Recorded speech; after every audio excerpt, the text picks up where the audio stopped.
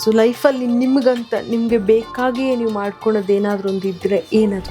ಬೇಕಾದನ್ನಕ್ಕೆ ಏನಿರುತ್ತಮ್ಮ, ನಮ್ಗೇನ್ ಬೇಕಾಗಿರೋದು ಈಗ ಸದ್ಯ ಇರಕ್ಕೆ ಒಂದ್ ಮನೆ ಇದೆ, ಒಂದು ಊಟ ಬಟ್ಟೆ. ನಾವು ದುಡಿತಾನೆ ಇದ್ದೀನಿ, ಬರ್ತಾನೆ ಇರುತ್ತೆ, ನಾನು ಖರ್ಚು ಮಾಡ್ತಾನೆ ಇರ್ತೀನಿ. ಮತ್ತೆ ಅಲ್ಪ ಸ್ವಲ್ಪ ಇಟ್ಕೋಬೇಕು. ನಾಳೆ ನಾವಿರೋದೇ ಇಲ್ಲ, ಯಾಕೆ ಬೇಕು ಅಂತನೂ ನಾನು ಕಳ್ಕೊಳ್ಳಲ್ಲ. ಇರ್ತೀನಿ, ಎಲ್ಲ ನಾವೇ ತಿಂತೀವಿ ಅಂತನೂ ಅದನ್ನು ಇಟ್ಕೊಳ್ಳಲ್ಲ. ಪವನ್ ಕಲ್ಯಾಣ ಯಾರು ಅಂತ ಕೇಳಿದ್ರೆ ಅದೇ ಪರಿಸ್ಥಿತಿ ಮುಂದೆ ಯಾರಿಗೂ ಬರಬಾರ್ದು. ಅದನ್ನ ಅಲ್ಲಿ ಅವ್ರ ಹೆಸರು ಬರ್ದು, ಫೋಟೋ ಹೆಸರು ಬರ್ದು ಹಾಕಿ ಎಲ್ಲ ನೋಡಿ, ಒಬ್ಬ ಇವ್ರು ಇದ್ರು, ಇವ್ರು ಕೇಳಿದೀವಿ, ನಮ್ ತಂದೆಯವ್ರು ಹೇಳ್ತಿದ್ರು, ನಮ್ ತಾತ ಹೇಳ್ತಿದ್ರು, ಅವ್ರು ಇವ್ರೇನಾ ಅನ್ನೋ ತರ ಗುರುತಿಸ್ಬೇಕು ಜನ ಅನ್ನೋದೊಂದಿದೆ. ಆದ್ರೆ ಅದನ್ನೆಲ್ಲ ನೋಡಿ ಮೇಂಟೈನ್ ಮಾಡ್ಕೊಂಡು ಹೋಗೋರು ಯಾರು ಇಲ್ಲ.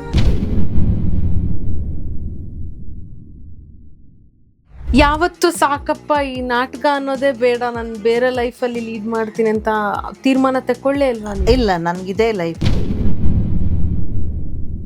ನನ್ನ ಜೀವ ಹೋಗ್ತಿದ್ರು ಬೇಕಾದ್ರೆ ಪಾತ್ರ ಮಾಡುವಾಗಲೇ ಹೋಗ್ಲಿ ಅಂತ ಬಯಸೋಳು ನಾನು.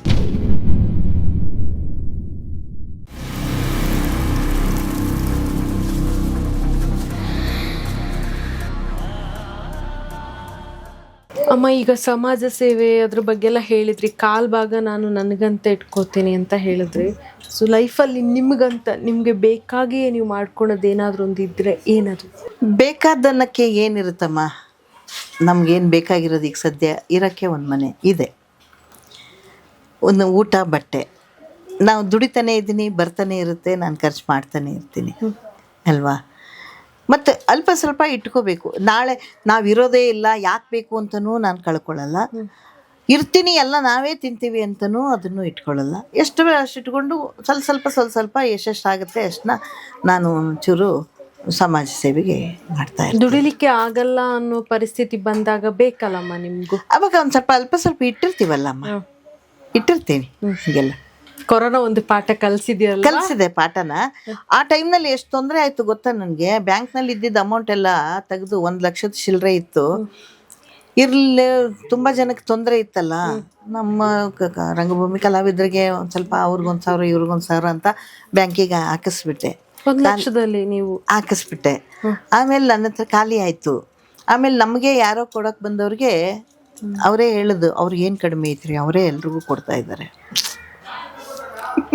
ಹೇಳೋಂಗಿಲ್ಲ, ಬಿಡೋಂಗಿಲ್ಲ. ಇತ್ಲಾಗ ನನ್ನ ಕೆಲಸನೂ ಇಲ್ಲ, ಬ್ಯಾಂಕ್ ಅಕೌಂಟ್ನಲ್ಲಿ ದುಡ್ಡು ಇಲ್ಲ. ಅಂದ್ರೆ ಕೊರೋನಾ ಅನ್ನೋದು 1 ತಿಂಗಳು 2 ತಿಂಗಳಿಗೆ ಮುಗೀತದೆ ಅಂತ ಅನ್ಕೊಂಡಿದ್ದೆ. ಮುಗಿಲಿಲ್ಲ, ತೊಂದರೆ ಆಯ್ತು. ಆಮೇಲೆ ಇದು ತುಂಬಾ ದಡ್ಡತನ ಆಗ್ತದೆ, ಇರ್ಲಿ. ಏನ್ ಮಾಡಿದ್ರಮ್ಮ ಜೀವನ? ಹಂಗೆ ಇದ್ದಿದ್ರಲ್ಲೇ ಅವ್ರ ಕಿಟ್ ಕೊಟ್ರು, ಇವ್ರ ಕಿಟ್ ಕೊಟ್ರು, ಎಲ್ಲ ಹಿಂಗೆ ನಡೆದೋಯ್ತು. ಮುಗಿಸ್ಕೊಂಡ್ವಿ. ಆಮೇಲೆ ಒಂದೊಂದೇ ಅವಕಾಶಗಳು ಸಿಕ್ತು, ಮತ್ತೆ ಪಿಕಪ್ ಆಯ್ತು. ಅವಾಗ ನನಗೆ ಎಷ್ಟು ಬೇಕೋ ಅಷ್ಟು ಇಟ್ಕೊಂಡು ಉಳಿಕಿದ್ದನ್ನ ಅಲ್ಲಿ ಇಲ್ಲಿ ಖರ್ಚು ಮಾಡೋಕ್ಕೆ ಶುರು ಮಾಡಿದೆ. ಈಗ ಇದರೊಳಗೆ ನಾಟಕ ಅಕಾಡೆಮಿಯಲ್ಲಿ ನಮ್ಮ ಯಜಮಾನ್ರ ಹೆಸರಿನಲ್ಲಿ ಪ್ರಶಸ್ತಿ ಕೊಡೋಕ್ಕಂತ ಒಂದು 5 ಲಕ್ಷ ದತ್ತಿ ಇಟ್ವಿ. ನಮ್ಮ ಹೆಸರಿನಲ್ಲಿ ಒಂದು 5 ಲಕ್ಷ ದತ್ತಿ ಇಟ್ವಿ. ನಮ್ಮ ಹೆಸರು ನಮ್ಮಿಬ್ಬರ ಹೆಸರಿನಲ್ಲೂ ವರ್ಷಕ್ಕೆ ಇಬ್ಬರಿಗೆ ಕಲಾವಿದರಿಗೆ ಕೈಗೆ 15,000 ಕೊಟ್ಟು ಅವರು ಪ್ರಶಸ್ತಿ ಕೊಡ್ತಾರೆ ಒಬ್ಬೊಬ್ಬರಿಗೆ. ಆ ಥರ ಒಂದೆಲ್ಲೋ ಒಂದು ಕಡೆ ಒಂದು ಸಣ್ಣದಾಗಿ ಒಂದೊಂದು. ಅದೇ ಸಣ್ಣದಲ್ಲಮ್ಮ, ಇವಾಗ ಯಾರನ್ನ ನಂಬಿ 1 ರೂಪಾಯಿ ಕೊಡುವಂತ ಪರಿಸ್ಥಿತಿ ಅಲ್ಲ. ಇಲ್ಲಿ ನಾನೇ ಕಷ್ಟದಲ್ಲಿದ್ದೀನಿ, ಅಂಥದ್ರಲ್ಲಿ ಇನ್ನೊಬ್ರಿಗೆ ಮಾಡೋಣ ಅನ್ನೋ ಮನಸ್ಸು ಎಲ್ರಿಗೂ ಬರಲ್ಲ. ಅಲ್ಲ, ನನ್ಗನ್ಸಿದ್ದಷ್ಟೇ. ಯಾಕೆಂತಂದರೆ ಸುಮ್ಮನೆ ಎಲ್ಲನೂ ಕೂಡಿಟ್ಟು ನಂದು ಅಂತ ಕೂಡಿಡೋದು ಅದೆಲ್ಲ. ಈ ಕಷ್ಟದಲ್ಲಿರೋರನ್ನ ನೋಡಿಕೊಂಡು ಸುಮ್ಮನಿರೋದಕ್ಕಿಂತ ಅಲ್ಪ ಸ್ವಲ್ಪ ನಮ್ಮ ಕೈಲಾದಷ್ಟು ಮಾಡಬೇಕು. ಯಾಕಂದರೆ ನಾನು ಇಲ್ಲಿಗೆ ಬಂದಾಗ ಅಮ್ಮ, ಸತ್ಯವಾಗ್ಲೂ ತುಂಬ ವರ್ಷದಿಂದ ಇಂಡಸ್ಟ್ರಿಯಲ್ಲಿ ಇದ್ದಾರೆ, ನಾಟಕ ಸಿನಿಮಾ ಎಲ್ಲ ಮಾಡಿದ್ದಾರೆ. ಒಂದು 2 ಫ್ಲೋರ್ ಮನೆ ಇರಬಹುದು. ಪ್ರತಿಯೊಬ್ರು ಹಂಗೆ ಹಂಗೆ ಅನ್ಕೊಂಡೆ. ಹೊಸದಾಗಿ ನಾನು ಪರಿಚಯ ಆದವರು ಒಂದ್ಸಲ ಬರ್ತೀನಮ್ಮ, ನಿಮ್ಮ ಮನೆಗೆ ಬರ್ತೀನಿ ಬನ್ರಿ ಅಂದೆ. ಬಂದಾಗ ಎಲ್ಲ ಆಶ್ಚರ್ಯದಿಂದ ನೋಡ್ತಿರ್ತಾರೆ, ಯಾಕೆ ಅಂತ. ಅವಾಗ ನನಗೆ ಅರ್ಥ ಆಗುತ್ತೆ, ಯಾಕೂ ಇಲ್ಲಮ್ಮ ಅಂತಾರೆ. ಯಾಕೆ ನನ್ನ ಮನೆ ತುಂಬಾ ದೊಡ್ಡದಿರುತ್ತೆ ಅಂತ ತಿಳ್ಕೊಂಡಿದ್ರ? ಖಂಡಿತ ಅಮ್ಮ. ಅಲ್ಲ, ಎಲ್ಲರೂ ಅನ್ಕೊಳ್ತಾರೆ ಸಿನಿಮಾ ಟಿವಿಯಲ್ಲಿ ದುಡಿತಾ ಇದ್ದಾರೆ, ಮಾಡ್ತಾ ಇದ್ದಾರೆ ಅಂದ್ರೆ ಏನ್ ದಿನಕ್ಕೆ ಬಂದ್ಬಿಡತ್ತೆ ಅಂತ ಅನ್ಕೊಂಡ್ಬಿಡ್ತಾರೆ. ಅದೆಲ್ಲ ಕಲ್ಪನೆ ತಪ್ಪಮ್ಮ. ನಾನು ಸಾಕು, ಈಗ ಎಲ್ಲೋ ಗುಡಿಸ್ಲಿನಲ್ಲಿರೋರು ನೋಡಿದ್ರೆ ನಾವು ಸುಖವಾಗಿದ್ದೀವಿ ಅಂತ ಅನ್ಸುತ್ತಲ್ವಾ, ಸಾಕು. ನಮ್ದೇನಮ್ಮ, ಇನ್ನು 11 ಗಂಟೆ ಕಳೆದಿದ್ದೀವಿ, ಇನ್ನೊಂದು ಗಂಟೆ ಕಳೆಯೋದಿರುತ್ತೆ. ಯಾಕೆ ಅದಕ್ಕೆಲ್ಲ ನಾವು? ಇಲ್ಲಮ್ಮ, ನೀವು 11 ಗಂಟೆ ಎನರ್ಜಿ ಎಲ್ಲ ಇದ್ದೀರಾ. ಅದ್ರಲ್ಲಿ 1ರಿಂದ ಶುರು ಮಾಡಿದಿರಲ್ಲ, ಆ ಎನರ್ಜಿಯಲ್ಲೇ ನೀವಿದ್ದೀರಾ ಇನ್ನ. ಅಲ್ಲ, ಅದಂತೂ ಇದ್ದೇ ಇರ್ತದೆ. ಅದು ಹಂಗಿದ್ದೀನಿ ಅಂತಾನೆ ಇವತ್ತು ನಾವು ಸ್ವಲ್ಪ ಆರೋಗ್ಯವಾಗಿ ಓಡಾಡಿಕೊಂಡು ಲವಲವಿಕೆಯಿಂದ ಇರ್ತೀವಿ ಅಲ್ವಾ. ಇರಿಮ್ಮ, ಹಿಂಗೆ ಇರಿ. ಅದಕ್ಕೆ ದೊಡ್ಡವ್ರು ಹೇಳಿಲ್ವಾ, ಚಿಂತನೆ ಮುಪ್ಪಂತೆ ಸಂತೋಷನೇ ಯೌವನ ಅಂತೆ.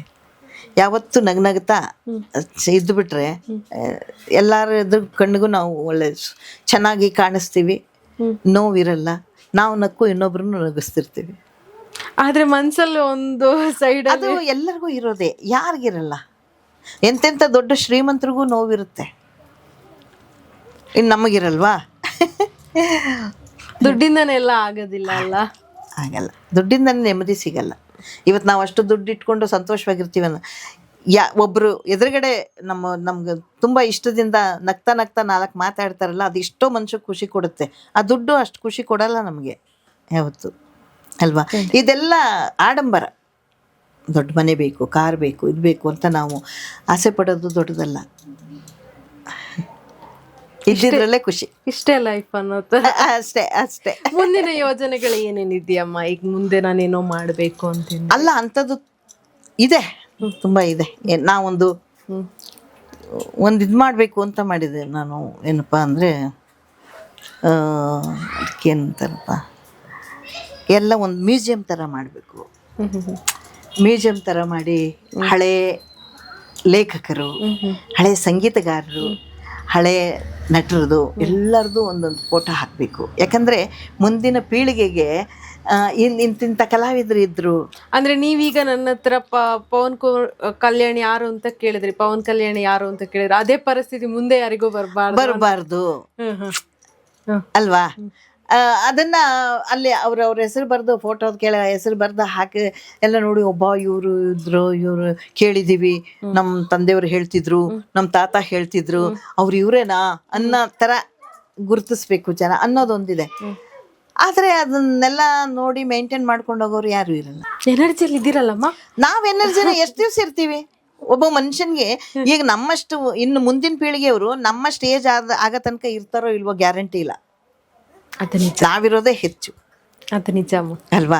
ಇನ್ನು ನಾವು ಓಡಾಡ್ಕೊಂತು ಈಗ ನಾನು ದುಡಿತೀನಿ, ದುಡ್ಡು ಖರ್ಚು ಮಾಡ್ತೀನಿ, ಓಡಾಡ್ಕೊಂಡು ಮಾಡೋ ಶಕ್ತಿ ಇರಬೇಕಲ್ಲ ಎಲ್ಲ ಕಡೆ. ಹೌದು, ಅದೆಲ್ಲ ಬೇಕಲ್ಲ ಅಂತ ಆಸೆಗಳಿದೆ. ನನ್ನ ಆಸೆ ತುಂಬ ಇತ್ತು, ಒಂದೊಂದು ಈಡೇರಿಸ್ಕೊಳ್ತಾ ಬಂದಿದೆ. ಈಗ ಇದರಲ್ಲಿ ಚಿಕ್ಕೋಡಿನಲ್ಲಿ ಒಂದು ನಮ್ಮ ಬಾಬಾನ ಭಕ್ತಳು ನಾನು. ಅಲ್ಲಿ ದೇವಸ್ಥಾನ ಇದೆ, ಅಲ್ಲಿ 1.5 kg ಒಂದು ಅವರ ಮೂರ್ತಿ ಮಾಡಿಸ್ಕೊಟ್ಟೆ, ಬೆಳ್ಳಿದು, ಇದು ಬಾಬಾಂದು. ಆಮೇಲೆ ಒಂದು ರಾಘವೇಂದ್ರ ಸ್ವಾಮಿ ಮಠಕ್ಕೆ ಒಂದು ಬೃಂದಾವನ ಮಾಡಿಸ್ಕೊಟ್ವಿ. ಅದೆಲ್ಲ ಲಕ್ಷ 60-70 ಸಾವಿರ ರೂಪಾಯಿ ಲಕ್ಷದ್ದು ಇಂಥದ್ದು ಎಲ್ಲ ಒಂದು ಕಡೆಗೆ ನಮ್ಮ ಹೆಸರು ಹೇಳಿ ವರ್ಷಕ್ಕೊಬ್ಬರಿಗೆ ಕಲಾವಿದರಿಗೆ ಒಂದು ಗೌರವಶ್ರೀ ಅಂತ ಮೈಸೂರಿನಲ್ಲಿ 1 ಲಕ್ಷ ರೂಪಾಯಿ. ಈ ಕೆಲವು ಕಡೆ ಎಲ್ಲ ಹಿಂಗೆ ಒಂದು ದೇವಸ್ಥಾನಕ್ಕೆ ಹೋಗಿರ್ತೀನಿ, ಅಲ್ಲೊಂದು 5,000 ರೂಪಾಯಿ ಅನ್ನದಾನಕ್ಕೆ ಇಟ್ಟು ಬರ್ತೀವಿ. ಹಿಂಗೆ ಸಣ್ಣ ಪುಟ್ಟದ್ದು ಮಾಡ್ತಿರ್ತೀವಿ. ಇದೊಂದು ಮ್ಯೂಸಿಯಮ್ದೊಂದು ಮಾಡಿ ಎಲ್ಲ ಕಲಾವಿದರು ಬೇಗ ಮಾಡಿ ಆಸೆ ಇದೆ. ಅದಕ್ಕೆ ಬೇಕು, ಎಲ್ಲರೂ ಪ್ರೋತ್ಸಾಹ ಇರಬೇಕು, ನಿಂತು ಜವಾಬ್ದಾರಿ ವಹಿಸ್ಕೊಂಡು ಮಾಡೋ ಅಂಥವ್ರು ಇರಬೇಕು. ಸುಮ್ಮನೆ ನಾನು ಇರುವಾಗ ಮಾಡ್ಬಿಟ್ಟು ಹೋಗ್ಬಿಟ್ಟೆ, ಆಮೇಲೆ ಅದನ್ನ ನೋಡ್ಕೊಳ್ಳೋರು ಯಾರು, ಮೇಂಟೈನ್ ಮಾಡೋರು ಯಾರು? ಅಮ್ಮ ಸತತವಾಗಿ ನಾನು ತಿಳಿದಂಗೆ 11ನೇ ವರ್ಷದಿಂದನೂ ದುಡಿತಾನೆ ಬಂದ್ರಿ. 11 ದುಡಿತಾನೆ ಬಂದ್ರಿ. ಯಾವತ್ತೂ ಅನ್ಸಿಲ್ವಾ ನನಗೂ ಒಂದು ರಿಟೈರ್ಮೆಂಟ್ ಬೇಕು, ಸಾಕು ದುಡ್ದಿರೋದು? ಈಗ ನಾನು ತಗೋಬೇಕಂದ್ರೆ ಇವತ್ತೇ ರಿಟೈರ್ಮೆಂಟ್ ತಗೋಬೋದು, ನನಗಿಷ್ಟ ಇಲ್ಲ. ಯಾಕೆಂದ್ರೆ ನನಗೆ ಯಾವುದಕ್ಕೂ ಕಡಿಮೆ ಮಾಡಿಲ್ಲ ದೇವರು. ಊಟ ತಿಂಡಿ ತೊಡೋದು ಯಾವುದಕ್ಕೂ ಕಡಿಮೆ ಮಾಡಿಲ್ಲ. ನನಗೇನಿದು ಊಟ ಮಾಡಿ ಆರಾಮ್ ಮಲ್ಕೋಬೋದು, ತಿಂದು ಮಲ್ಕೊಂಡೆ ಅಂತಂದರೆ ಇನ್ನಷ್ಟು ಮೈ ಬೆಳೆಸ್ಕೊತೀನಿ, ಸೋಮಾರಿತನ ಬರುತ್ತೆ, ಹಾಸಿಗೆ ಹಿಡಿತೀನಿ, ಮಾನಸಿಕ ರೋಗಿ ಆಗ್ತೀನಿ. ಆಮೇಲೆ ಯಾರು ನಾನು ನೋಡ್ಕೊಳ್ಳೋರಿಲ್ಲ, ಯಾರು ಮಾಡೋರಿಲ್ಲ ಅಂತ ಚಿಂತೆ ಮಾಡಿಕೊಂಡು ಕೊರಗೋದಕ್ಕಿಂತ ನಾವು ಓಡಾಡಿಕೊಂಡು ಪ್ರತಿ ಮನೆ ಒಂದು ಕೆಲಸನೂ ನಾನು ಇಲ್ಲಿವರೆಗೂ ಇಟ್ಕೊಂಡಿಲ್ಲ. ಎದ್ದು ನನ್ನ 4 ದಿವಸ ಪ್ರತಿನಿತ್ಯ 4 ಗಂಟೆಗೆ ಬೆಳಗ್ಗೆ ಎದ್ದಿರ್ತೀನಿ. ಎದ್ದು ಬಿದ್ದು ಕಾಲು ಮುರ್ಕೊಂಡಿದ್ದೆ, ಅದ್ರದ್ದೊಂದು ಸ್ವಲ್ಪ ವ್ಯಾಯಾಮ ಹೇಳ್ಕೊಟ್ಟಿದ್ದಾರೆ, ಅದನ್ನ ಒಂದಿಷ್ಟು 3/4 ಗಂಟೆ ಮಾಡ್ಕೋತೀನಿ. 3/4 ಗಂಟೆ ವಾಕಿಂಗ್ ಹೋಗಿ ಬರ್ತೀನಿ. ಎಲ್ಲ ಮನೆ ಟೈಮಲ್ಲಿ ನಿಮ್ಗೆ ಯಾರು ಆಶ್ಚರ್ಯ ಆಗಿದ್ರಮ್ಮ? ಮಗಳು ಬಂದಿದ್ರಾ? ಮಗಳು ಇದ್ರು, ಮಗ ಇಲ್ಲೇ ಇದ್ರು. ಆಮೇಲೆ ಹಾಸ್ಪಿಟ್ಲಿನಲ್ಲೇ ಒಂದಷ್ಟು ದಿವಸ ಉಳ್ಕೊಂಡಿದ್ದೆ, ಪೇಯಿಂಗ್ ಗೆಸ್ಟ್ನಲ್ಲಿ ಉಳ್ಕೊಂಡಿದ್ದೆ. ಆ ಟೈಮ್ನಲ್ಲೇ ಶೂಟಿಂಗ್ ಜಾಸ್ತಿ ಇತ್ತು ನನಗೆ. ಹಂಗೆ ವಾಕರ್ ಹಿಡ್ಕೊಂಡು ವೀಲ್ ಚೇರ್ನಲ್ಲಿ ಕೂರಿಸ್ಕೊಂಡು ಹಿಂಗೆ ಪಾತ್ರ ಮಾಡಿಸಿದ್ದಾರೆ. ನನ್ನ ಕೈಲಿ ಆಗಲ್ಲ ಅಂದ್ರೂ ಬಿಟ್ಟಿಲ್ಲ, ಮಾಡಿಸಿದ್ದಾರೆ. ಅವಕಾಶಗಳು ಪಾಪ ಆ ಟೈಮ್ನಲ್ಲಿ ನನಗೆ ಅವರು ಕಂಟಿನ್ಯೂಟಿ ಕೊಟ್ಟು ನನಗೆ ಅನ್ನದಾತರಾಗಿದ್ದಾರೆ ಸೀರಿಯಲ್ನವರು. ನಾನು ಅವ್ರನ್ನ ನೆನೆಸ್ಬೇಕು. ಎಲ್ಲ ತೊಂದರೆ ಯಾವ ರೀತಿ ತೊಂದರೆ ಆಗ್ಲಾರ್ದಂಗೆ ಮತ್ತೆ ಗುಣಮುಖ ಆದೆ. ಇವತ್ತಿಗೂ ನನ್ನ ಮನೆ ಕೆಲಸ ನಾನೇ ಮಾಡ್ಕೋತೀನಿ, ಯಾರ ಕೈಲೂ ಮಾಡಿಸಲ್ಲ. ಮತ್ತು ಶೂಟಿಂಗ್ ಇದ್ರೂ ಎಲ್ಲ ಕೆಲಸ ಮುಗಿಸ್ಕೊಂಡು ಶೂಟಿಂಗ್ ಹೋಗಿ ಬರ್ತೀನಿ. ಲವ್ಕಿಯಿಂದ ಇರ್ತೀನಿ. ಕೆಲಸ ಜಾಸ್ತಿ ಇದ್ದಷ್ಟು ಉತ್ಸಾಹ ಜಾಸ್ತಿ ಇರ್ತದೆ ನನಗೆ. ಕೆಲಸ ಇಲ್ಲ ಅಂದರೆ ಸೋಮಾರಿ ಆಗಿಬಿಟ್ಟೆ ಅಂತ ಮಾನಸಿಕ ರೋಗಿ ಆಗ್ತೀನಿ. ಯಾವುದೋ ಒಂದು ಜಾಗ ಇದು ಡ್ರೀಮ್ ಪ್ಲೇಸ್ ಅಂತ, ನಾನು ಅಲ್ಲಿಗೆ ಹೋಗಬೇಕು ಅಂತ ಇದ್ರೆ ಯಾವ ಪ್ಲೇಸ್ ಇದೆ? ನಾನು ಸಾಮಾನ್ಯ ಅಲ್ಲಿ ಇಲ್ಲಿ ದೇವಸ್ಥಾನಗಳಿಗೆ ಅದಕ್ಕೆ ಇದಕ್ಕೆ ಹೋಗೋಕ್ಕೆ ಇಷ್ಟಪಡಲ್ಲ. ಇನ್ನೇನು ಬೆಳಗ್ಗೆ ಎದ್ದು ಸ್ನಾನ ಮಾಡ್ತೀನಿ, ದೇವ್ರ ದೀಪ ಹಚ್ತೀನಿ, ಕೈ ಮುಗಿತೀನಿ, ಮುಗೀತು. ನಮ್ಮ ಊರಿಗಿಂತ ನಮ್ಮ ದೇಶಕ್ಕಿಂತ ಯಾವುದು ಚೆನ್ನಾಗಿ ಅನಿಸುತ್ತೆ ನಮಗೆ, ನನ್ನ ಅನಿಸಿಕೆ. ಬೇರೆಯವ್ರಿಗೆ ಗೊತ್ತಿಲ್ಲ ನನಗೆ. ಎಷ್ಟೋ ಕಡೆಯಿಂದ ಬೆಂಗಳೂರಿಗೆ ಬಂದು ಸೇರ್ಕೊಂಡಿರ್ತಾರೆ ಜನ. ಬೆಂಗಳೂರು ಬಿಟ್ಟೆ ಹೋಗೋಕ್ಕಾಗಲ್ಲ ಅನ್ನೋ ಮಟ್ಟಕ್ಕಿದ್ದಾರೆ ಎಷ್ಟೋ ಜನ, ಅಲ್ವಾ? ನಾವು ಹುಟ್ಟಿದೂರು ಮೈಸೂರಲ್ಲಿ ನೋಡೋ ಅಂಥ ಜಾಗ ಸಾಕಷ್ಟು ಇದ್ದಾವೆ, ಎಲ್ಲ ಕಡೆ ನೋಡಿರ್ತೀವಿ. ಇದ್ಲಿಕ್ಕಿಂತ ಹೆಚ್ಚಿಂದು ಏನಿರುತ್ತೆ ಅಲ್ಲಿ? ಮೈಸೂರಲ್ಲಿ ಇರ್ಬೇಕು ಅಂತ ಇಷ್ಟನಾ, ಇಲ್ಲಿ ಇರ್ಬೇಕು ಅಂತಾನೆ? ಅಂದ್ರೆ ಮೈಸೂರು ಹುಟ್ಟೂರು ಹೋಗ್ತಿರ್ತೀನಿ ಬರ್ತಿರ್ತೀನಿ, ಆದ್ರೆ ಅಲ್ಲಿದ್ರೆ ನನಗೆ ಈ ತರ ಅವಕಾಶಗಳು ಅಲ್ಲಿ ಹೆಚ್ಚು ಸಿಗಲ್ಲ. ಶೂಟಿಂಗ್ಗಳು ಅದೆಲ್ಲ ಹೆಚ್ಚು ಸಿಗಲ್ಲ. ಮೈಸೂರಿಂದಾನೇ ಬಂದು ಹೋಗ್ತಿದ್ದೆ ನಾನು ಅವಾಗ. ಹೌದಾ? ಜರ್ನಿ ಮಾಡ್ತಿದ್ದೆ ಶೂಟಿಂಗ್ಗೆ. ಅವಾಗ ಕಷ್ಟ ಆಗ್ತಿತ್ತು, ಮಗಳು ಬೇರೆ ಇದ್ಲು, ಓದಕ್ಕೆ ಹಾಕಿದ್ದೆ. ಆಮೇಲೆ ಈಗ ಈ ಕಡೆಗೆ ಬಂದು ಇಲ್ಲೇ ಒಂದು ಮನೆ ಮಾಡಿಕೊಂಡು. ಎಷ್ಟು ವರ್ಷ ಆಯ್ತಮ್ಮ ಬೆಂಗಳೂರು? 2000 ಇಸ್ವಿಲೆ 2001-2 ಬಂದಿದ್ದು ನಾನು ಇಲ್ಲಿ. ಸ್ವಂತ ಮನೆ ಮಾಡಿ? ಇಲ್ಲ, ಸ್ವಂತ ಮನೆ ಮಾಡ್ಕೊಂಡಿದ್ದು ಈಗ 13 ವರ್ಷ ಆಯ್ತು. 13 ವರ್ಷ ಆಯ್ತು ಈ ಮನೆಗೆ ಬಂದು. ಸೈಟ್ ಅಂತ ತಗೊಂಡ್ವಿ, ಇದಿತ್ತು, ಇದ್ರ ಮೇಲೆ ಜೀವನ ಕಳೀತಾ ಇದ್ದೀವಿ. ಇಷ್ಟೇ ಸಾಕು ಅಂತ? ಸಾಕಲ್ವಾ? ನಾವು ಮಲ್ಕೊಳ್ಳೋದು ಎಷ್ಟು ಜಾಗ? 6 ಅಡಿ 3 ಅಡಿ, 3 ರೂಮ್ ಇದಾವೆ, ಅದಕ್ಕಿಂತ ಹೆಚ್ಚಿಗೆ ಬೇಕಾ? ನೀವು ಮಾತಾಡೋದು ಕೇಳಿದ್ರೆ ನಾವ್ ಯಾಕೆ ಅದು ಬೇಕು ಇದು ಬೇಕು ಅಂತ ಓಡಾಡ್ತೀವಿ, ಇಷ್ಟೇ ಅಲ್ವಾ? ಅದು ಮನುಷ್ಯ ಆಸೆ ತಂದ ಆಯುಷ್ ತರಲಿಲ್ಲ ಅಲ್ವಾ? ಆಯುಷ್ ತರಲಿಲ್ಲ. ಇರಲಿ, ಬೇಕು, ಏನು ಬೇಕೋ ನಮಗೆ. ಈಗ ಸೀರಿಯಲ್ ಮಾಡ್ತೀನಿ, ಬಟ್ಟೆ ಬೇಕು, ತಗೊಳ್ಳೇಬೇಕು, ಅದಕ್ಕೆ ಅವಶ್ಯಕತೆ ಇರುತ್ತೆ, ಅದನ್ನು ತಗೋತೀನಿ. ಒಂದು ಒಡವೆ ತಗೋತೀನಿ. ಈ ನನ್ನ ಉದ್ಯೋಗಕ್ಕೆ ಏನು ಬೇಕೋ ಅವನ್ನೆಲ್ಲ ತಗೋತೀನಿ. ನನಗಾಗಿ ತುಂಬ ಬಂಗಾರ ಮಾಡಿಸ್ಕೋಬೇಕು, ತುಂಬ ಒಳ್ಳೊಳ್ಳೆ ರೇಷ್ಮೆ ಸೀರೆಗಳು ತಗೋಬೇಕು, ಕಾರ್ನಲ್ಲಿ ಇವೆಲ್ಲ ನನಗೆ ಹೆಚ್ಚಿಲ್ಲ, ಇಂಟ್ರೆಸ್ಟೇ ಇಲ್ಲ. ಮುಂಚೆಯಿಂದ ಇಲ್ಲ, ಮೊದಲಿಂದನೂ ಇಲ್ಲ. ಅದಕ್ಕೆ ಡ್ರಾಮಾ ಕಂಪ್ನಿಲಿ ದಿನ ತೆಗಿಯೋಕ್ಕಾಯ್ತು ಅನ್ಸುತ್ತೆ ಅಮ್ಮ. ಅದು ಡ್ರಾಮಾ ಕಂಪ್ನಿಲೂ ಸಾಕಷ್ಟು ಕಷ್ಟಗಳು ಅನುಭವಿಸಿದೀವಮ್ಮ. ಎಲ್ಲಿ ಓದಲ್ಲೆಲ್ಲ ಏನು ಚೆನ್ನಾಗಿರೋ ಮನೆನೇ ಸಿಗ್ತಿರ್ಲಿಲ್ಲ. ಆಮೇಲೆ ಥಿಯೇಟ್ರ್ನಲ್ಲೇ ಒಂದಷ್ಟು ಬಟ್ಟೆ ಕಟ್ಬಿಟ್ಟು ರೂಮ್ ಮಾಡಿಕೊಡ್ತಿದ್ರು. ತಗಡಂದು ಥಿಯೇಟ್ರ್ ಹಾಕ್ತಿದ್ರಲ್ಲ, ಅಲ್ಲಿ ಒಂದೊಂದು ರೂಮ್ ಥರ, ಒಂದೊಂದು ಮಲ್ಕೊಳ್ಳೋಕ್ಕೆ ಆಗೋಷ್ಟು, ಒಂದು ಟೀ ಮಾಡ್ಕೊಳ್ಳೋಕ್ಕೆ ಸ್ಟವ್ ಇಟ್ಕೊಳ್ಳೋ ಅಷ್ಟಷ್ಟೇ ಒಂದು ಬಟ್ಟೆ ಕಟ್ಬಿಡ್ತಿದ್ರು. ಅದೇ ರೂಮ್ ನಮಗೆ. ಅಲ್ಲಿ ತಿಪ್ಪೆ, ಅದು ಮುನ್ಸಿಪಾಲಿಟಿ ಕಸ ಹಾಕ್ತಿದ್ದ ತಿಪ್ಪೆ. ಅದು ಆ ಜಾಗದಲ್ಲಿ ಕ್ಲೀನ್ ಮಾಡಿಸಿ ಥಿಯೇಟ್ರ್ ಹಾಕೋರು.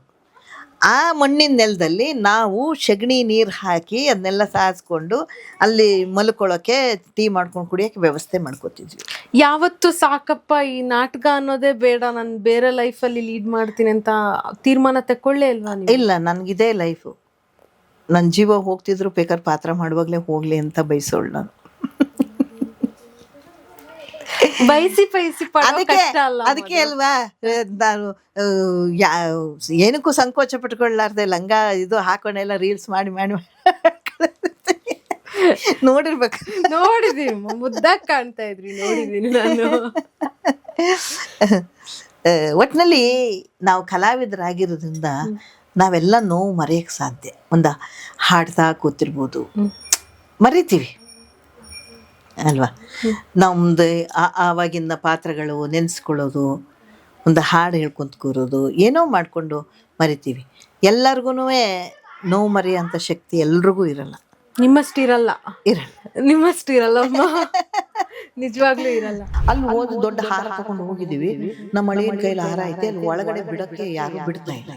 ಆಮೇಲೆ ನಾನು ನೋಡ್ರಿ ನಾನು ಕಲಾವಿದೆ, ನಾನು ಹೋಗ್ಬೇಕು ಅಂದಮೇಲೆ ಆಯ್ತಮ್ಮ ನೀವು ಒಬ್ರು ಹೋಗ್ರಿ ಅಂದ್ರು. ನನಗೆ ಹೋಗಕ್ಕಾಗಲ್ಲ, ಕಾಲು ನೋವು ಆಗಿದೆ, ಒಬ್ರು ಬೇಕೇ ಬೇಕು ಅಂದ್ರೆ ಒಬ್ಬರು ಹೋದ್ವಿ.